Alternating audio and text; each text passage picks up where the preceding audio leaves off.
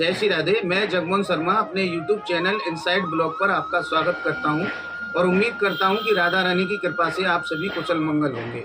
देखिए, आज के वीडियो में मैं आपको सुना रहा हूं श्री राधा रानी और भगवान श्री कृष्ण के प्रेम की एक अटूट कहानी। हो सकता है जिसके बारे में आपको नहीं पता होगा, तो वो मैं आज आपको सुना रहा हूँ और उम्मीद करता हूँ कि वो आपको पसंद आएगी। तो आइए शुरू करते हैं आज का वीडियो। जय श्री राधे। एक बार की बात है, देव ऋषि नारद पूरे ब्रह्मांड का भ्रमण कर रहे थे। तो उन्होंने सुना कि पूरे ब्रह्मांड में राधा कृष्ण ही हो रहा है और राधा रानी की स्तुति पूरा ब्रह्मांड कर रहा है। तो नारद जी को थोड़ी चिंता हुई कि राधा रानी में ऐसा क्या है कि पूरा ब्रह्मांड, पूरा जगत उन्हीं की स्तुति कर रहा है।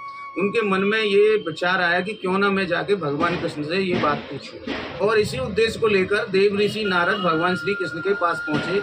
और जैसे ही नारद जी भगवान श्री कृष्ण के पास पहुंचे तो उन्होंने वहां पर देखा कि भगवान श्री कृष्ण के सर में बहुत पीड़ा हो रही है। ये देखकर नारद जी बहुत व्याकुल हो गए और अत्यंत दुखी होकर बोले, हे प्रभु, आपको इतनी पीड़ा हो रही है तो कृपा करके मुझे इस पीड़ा का उपचार बताएं ताकि मैं आपकी पीड़ा को दूर कर सकूं।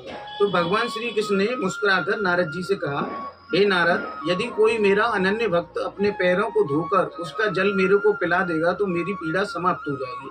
यह सुनकर नारद जी आश्चर्यचकित हो गए कि ऐसा कौन भक्त करेगा कि जो अपने पैरों का जल धो भगवान को पिलाएगा।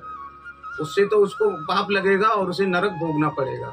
लेकिन भगवान श्री कृष्ण ने कहा कि इस पीड़ा का यही उपचार है। थोड़ा सोचने के बाद नारद जी भगवान श्री कृष्ण की पत्नी रुक्मणी जी के पास पहुंचे और उनको सारी बात बताई।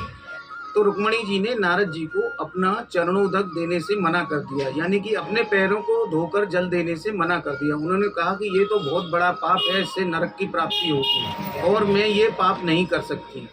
तो नारद जी सोच में पड़ गए कि अब क्या करूं। उसके बाद नारद जी राधा रानी के पास पहुंचे और उन्होंने राधा जी को सारी बात बताई कि भगवान श्री कृष्ण के सर में पीड़ा हो रही है और यदि कोई उनका अनन्य भक्त अपने पैरों को धोकर उसका जल उनको पिला देगा तो उनकी पीड़ा समाप्त हो जाएगी। और ऐसा सुनते ही राधा रानी एकदम व्याकुल हो गई और भागी गई और तुरंत एक पात्र में जल लेकर आई और अपने पैरों को धोने लगे और अपने पैरों को धुले हुए जल को एक छोटे से पात्र में कर नारद जी को दे दिया और उनसे कहा कि हे देव ऋषि नारद, इसको जल्दी से आप मेरे प्रभु के पास ले जाइए और उनको पिला दीजिए ताकि उनकी पीड़ा दूर हो जाए।